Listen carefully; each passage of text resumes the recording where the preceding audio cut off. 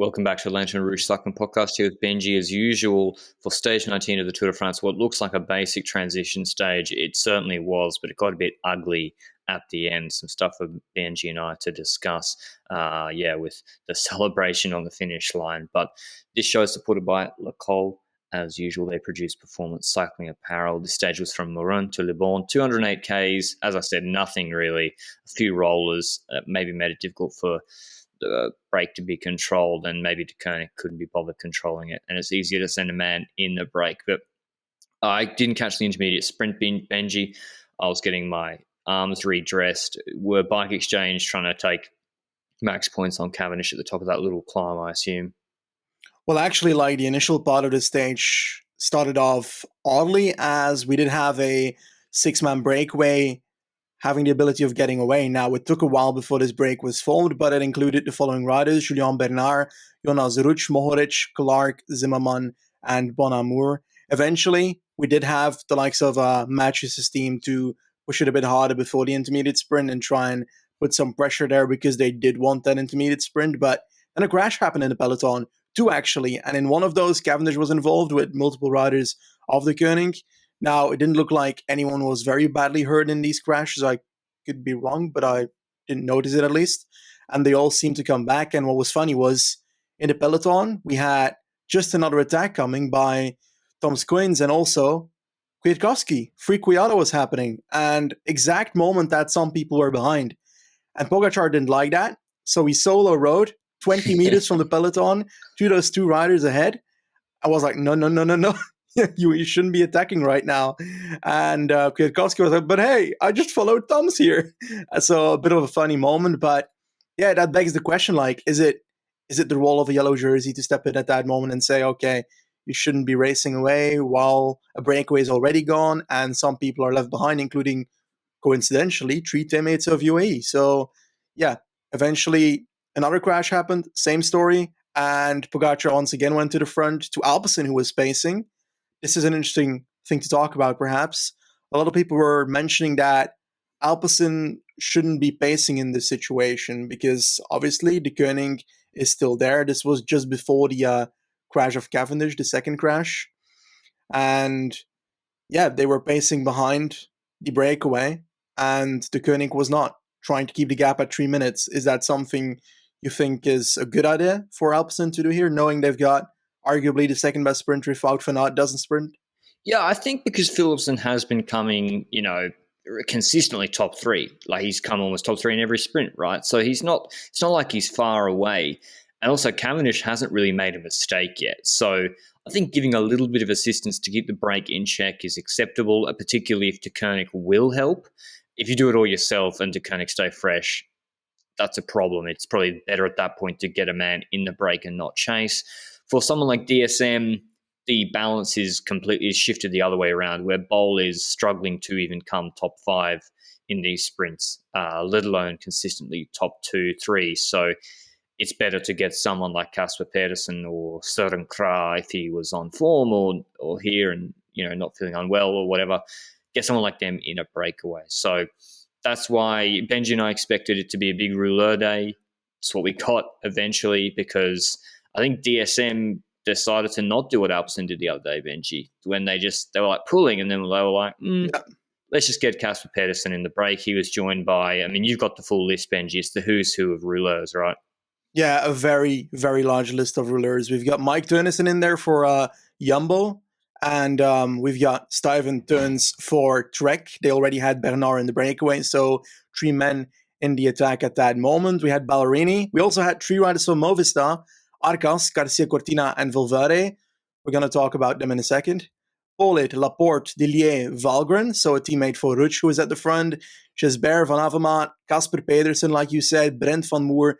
3 riders of Astana: Fraile, Gruzdev, Izagirre, and then Walscheid and Turgis. So quite a lot of riders that are good on the flat section. And then the question became, are they going to be completely let go? Because there were some teams in the peloton that were starting to pace, and not necessarily the teams I was like, okay, they're going to pace. Like, for example, ISN, Israel. That was apparently because Greipel's birthday is today, so I guess they have that one-off for Greipel, I guess. But most importantly, in my eyes, like Ineos. Why was Ineos pacing?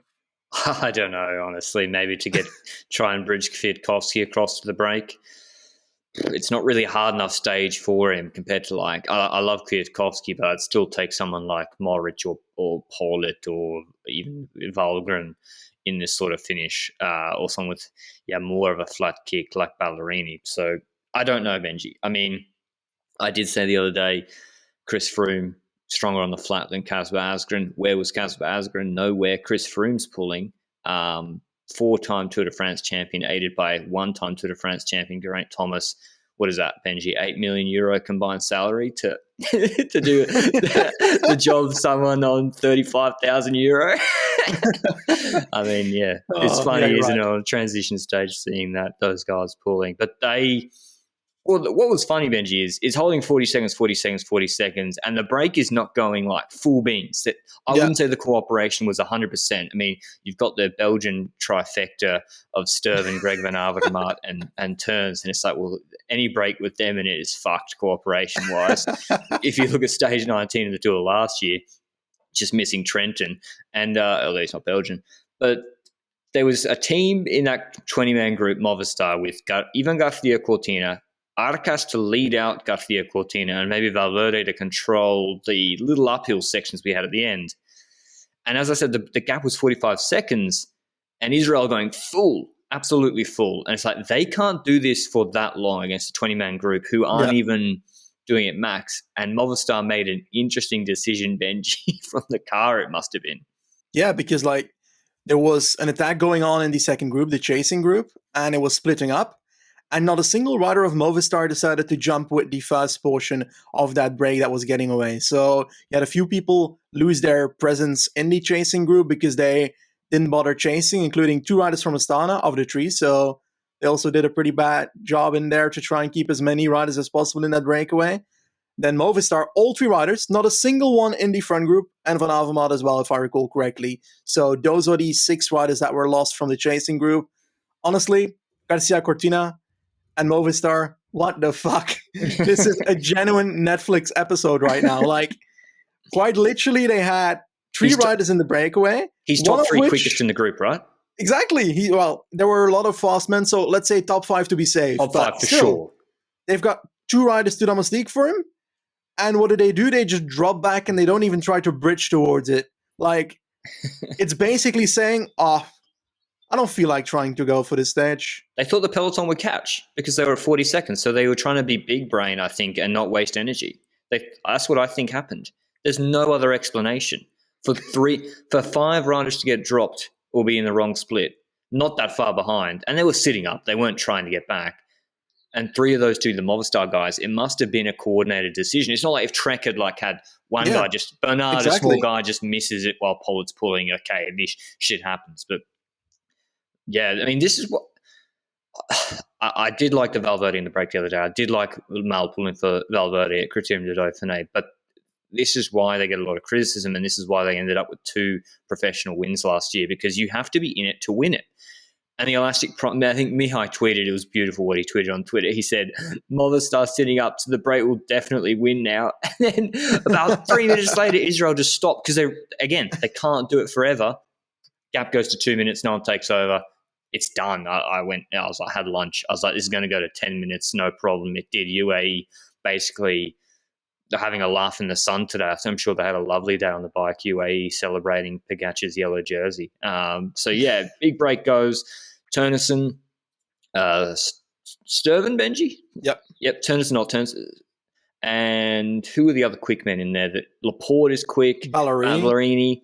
I think Casper Pedersen sometimes. Yeah, I see him more of an attacker. And then the attackers from long range were like Pollitt, Mourenx, Turgi, and Jonas Ruch. I'm probably missing someone. So they're the sort of riders we're thinking about. And I think what we saw today is one team had numbers, Trek, but we saw that if you're a sprinter in this sort of break and you don't have a teammate, you're going to get picked on and hyper-focused on and expected to close gaps. Yep. And that's why we saw like Ballerini was doing a lot of work, Benji. Attack started happening with 40 Ks to go.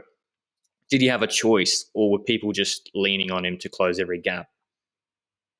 Well, I think that it was more than that. I think that we just saw a few riders that were just blatantly going very hard the second that the first hills in the last 50 kilometers were happening. Because then there were some small hills, and we saw attacks from like Jonas Ruch, who is probably trying to pressure everybody in the group to try and put Valgren in a seat or something, because he was literally going full kamikaze mode and going all out, basically killing himself in the process, not literally, but figuratively. And energy-wise, he was going to blow up. You saw it. Like, you were counting down the seconds towards him dropping from the group. And he did damage, but he didn't do the damage that he wanted. He did drop Ballerini eventually with some of his moves. Bonamour as well, very similar kind of tactics here. He was being great for the entire Tour de France, but he followed, I think, the early moves too much today, like that Jonas Ruch attack. And yeah, I just thought Jonas Ruch was probably doing a bit too much for his liking and for the benefit of his team as well, because that was insane. He's one of the lowest IQ riders, I reckon. I think we've seen. Mate, he's really strong, Jonas Ruch, but some of his decision making. Remember that whole stage somewhere where he was like trying to get someone? Yeah. Paris stage 6. Kenny Elissonde had been in the break for 4 hours. He's 50 kilos down a false flat downhill. Ruch has attacked late. Now, that attack was actually quite good, but he'd attacked late out of the peloton Cavagna style before the final climb. He's on a false side downhill at 65 k's an hour trying to get Kenny to pull it, and Kenny literally can't hold his wheel. And he's like thinking that there's tactics involved. It was hilarious, and it made my thumbnail. But anyway, we're getting sidetracked. We'll wrap this up quickly. Attack. There is a short little climbing section at the end of this stage with like 38 k's to go, rolling short hills. Pollitt puts everyone on the limit after all the attacks from Jonas Ruch. Bonamour's been closing them down. Ballerini's been dropped with Sylvain Dillier, and then they're leaning on him, and he blows up. And it's Mourenx, who'd been in the break all day. Bahrain had even chased him at the start of the day when he was in the break. This is before the rouleurs got there. And he basically gets onto Niels Pollitt's wheel. Pollitt finishes his action, and straight after, like literally as Pollitt's pulling off, he timed it perfectly. He attacks full gas, and I think Bonamour, who'd been pretty on the limit, loses his wheel. Everyone looks at each other. There's your 10 seconds straight away for Mourenx. Apparently it was headwind and a little bit of false flat uphill as well for like, there's a lot of these sort of up and down climbs, and cooperation in the group behind is not great. Turnison, people are worried about because he's quick and he's not really pulling that well. Gap goes to 30 seconds, and I was like, this is done. Yep. And I think it's just people underestimating Mourenx, Benji. I still think he's underestimated by the broader peloton. I think so as well, but I think that in general, it's also just a way that this goes. You've got, first of all, quite simply, someone getting away. They're not really cooperating instantly because they're like, you need to close it. And you don't get closer the moment that you are cooperating well. So that's demotivating. That man is riding insane gears right now at the front. It's crazy. And if one guy skips a turn, it demotivates another rider even more, and the chain continues. It's just a vicious circle of getting more and more demotivated as time goes by. And unless there's a light point where at a certain point there's a move that actually gets them closer, it's very unlikely that a group like that comes back. We've seen it the entire Tour de France. Yep. Every single time that we've seen an attack like this, it usually ends up sticking. And this was a perfect moment because Ruch had basically put everybody into complete tiredness in that group, except for Mourenx. And Mourenx went on the hill on what he is better at. So at that moment, it was quite simply a perfect move to get away. And then you're looking at the second group and you're like, oh, and Trek two Trek riders. Yeah. They didn't look like they had too much energy. You would say you'd put one at the front and just go all out, but they didn't do that decision. Is that because they were too tired? It's possible. But yeah, I think that it was done the second he was gone, and it's Mourenx, so he's pretty great at riding solo. He's basically made an MO of these kind of victories in his history so far, and it's the second one in this Tour de France, so congratulations to the lad. But then came the finish line. Yeah, well, and as I said, it's like with Mollema. If you get that 30 seconds, then people start thinking about second place, and then you've already won. And as soon as you get that 30 to 45 seconds, that's what happened. Pedersen, Pollitt, or Valgren all attacking each other, Turnison. So, yeah, I'll do the final results first. Mourenx first. Laporte, he attacked. He did like sitting 10 seconds in front of the rest of the chasers. He was second ahead of Pedersen third, then Turnus and Pollitt, Turns, Valgren, George Zimmerman for Intermarché, Turgis, Sturven 10th. So Trek, yeah, they couldn't really use the numbers too well, or maybe Sturven was a bit tired as well. And also, I think DSM still validated their strategy for going in the break, because third for Pedersen is better than what Bol would have. But before we get into the big drama of this stage, Benji, I know we've just done the results. This podcast is supported by our show partner, Locol. Locol produce performance cycling apparel made at the base of Monte Grappa in Veneto in Italy. If you're interested in picking up any Locol kit during the Tour de France, use code LRTDF20 for 20% off all Locol items.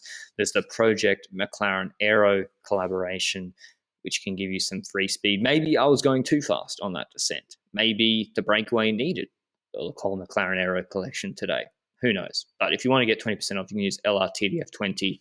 Thanks to Locol for supporting the podcast. The big news from this stage, Benji, after the police raid of their hotel the other night, which apparently they just took their training files or whatever, and it's based on anonymous sources that no one really knows about, Mourenx, as he's crossing the line, posting up, does a silent symbol and then zips his lips with his finger as he crosses the line. And I'm like, for context, for history, Lance Armstrong got in a break. I think it was mid-2000s. Armstrong marked a break when he was in the yellow jersey with Simeone in it, a guy called Simeone who was testifying in a hearing about Ferrari.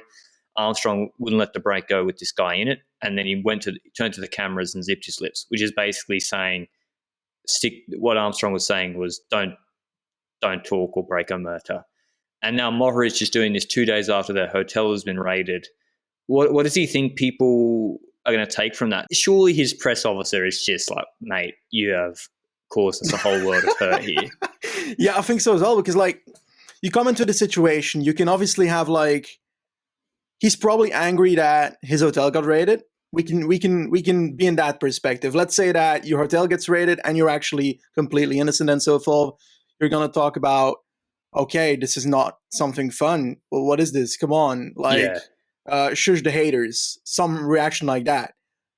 It's indeed exactly the one that Armstrong used. Does he know that? That is the question. And if he doesn't, then it's the advocate of the devil thing.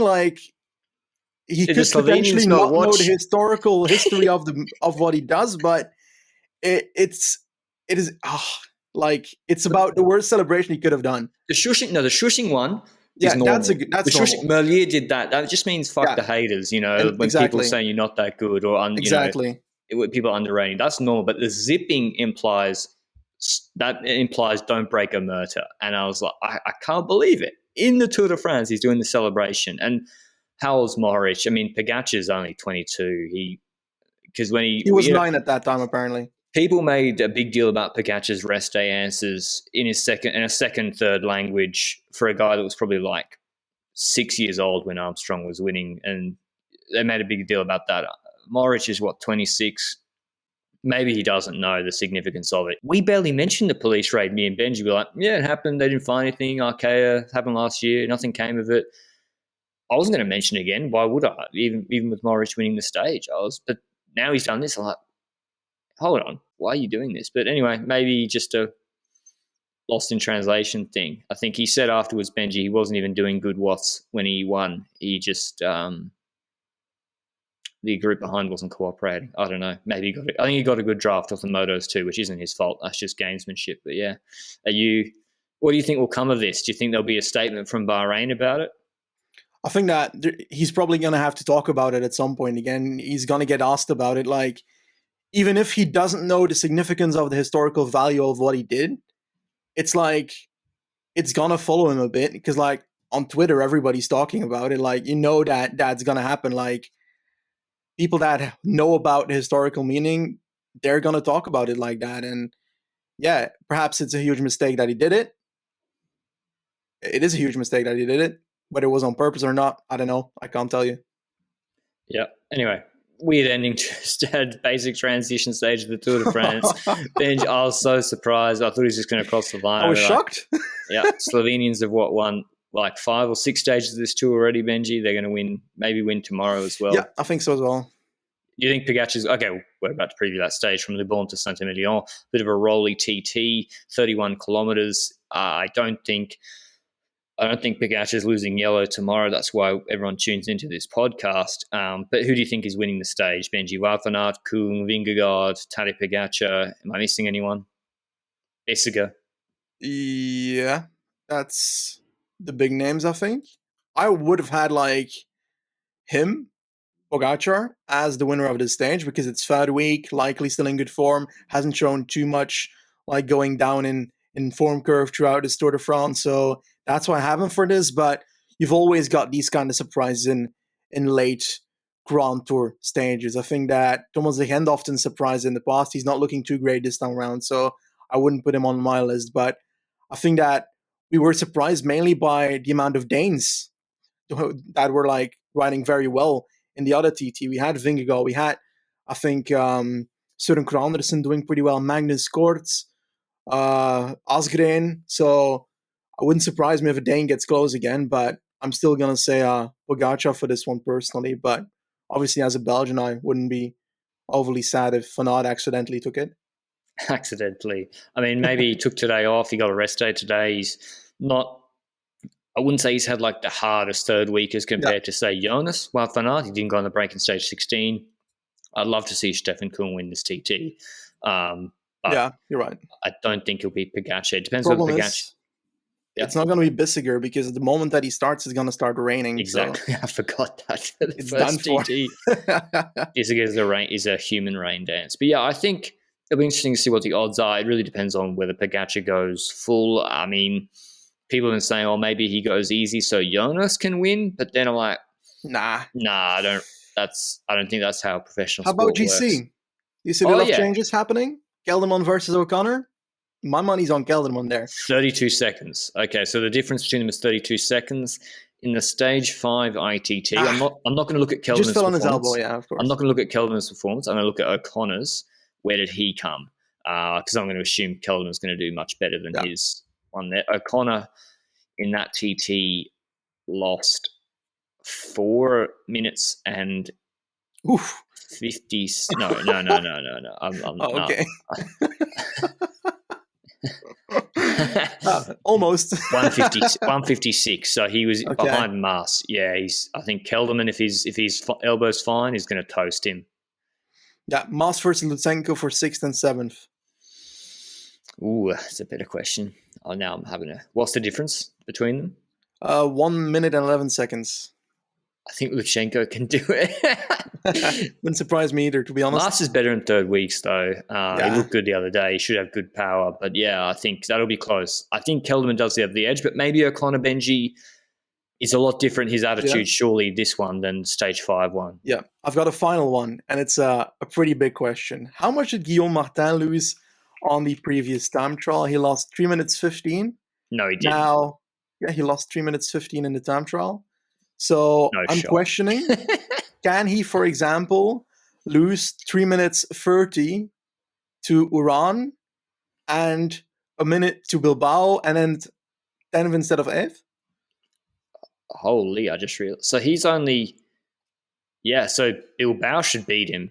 Should beat him. Uran's going to be close. Uran, a minute and a half. He should beat him. It's a longer TT, right? than the other one. Yeah, exactly. Wow. Well, it's not a minute and a half. It's 3 minutes 40 in between NM and GC. Oh, true. Yeah, still, Guillaume Martin, maybe he wasn't trying, Benji. Maybe we're not giving him the benefit of the doubt.